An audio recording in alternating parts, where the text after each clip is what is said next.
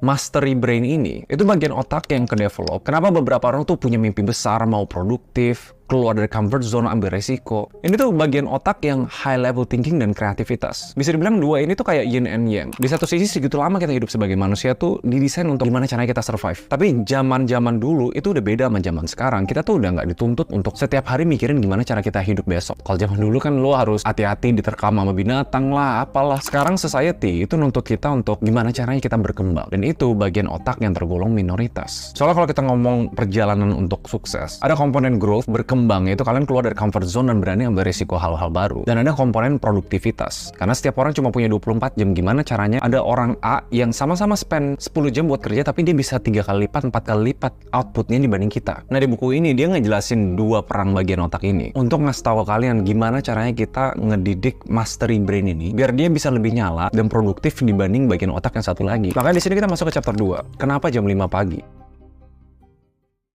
Simpelnya gini, gue tuh nggak setuju soal kenapa orang harus saklek bangun jam 5 pagi. Karena gue sendiri tuh nggak bangun jam 5 pagi. Gue bangun mungkin jam 6, jam 7. Gue biasain buat olahraga dulu, bikin plan buat hari gue. Ya kebanyakan orang salah, bangun pagi tuh biar gue punya lebih banyak waktu untuk kerja. Kenyataannya, itu kenapa Indonesia dinobatin jadi negara di Asia yang bangunnya paling pagi. Tapi kenapa kita nggak selalu paling produktif? Karena konsep dari 5 AM Club itu bukan dari 5 AM-nya. Balik lagi cerita CEO yang bangun pagi itu. Kebanyakan dari mereka bangun pagi itu biar bisa punya me time, waktu untuk diri sendiri. Kalau di buku ini, termsnya itu less distraction. Kebanyakan orang sukses itu biasanya emang harus lebih dulu dibanding orang lain. Makanya kan ada pepatah, the early bird gets the worm. Nah yang salah, mereka bukan bangun pagi biar bisa kerja lebih banyak. Tapi mereka bisa ngebangun habit untuk yang tadi gue jelasin itu. Naikin atau panasin mastery brain-nya mereka ini.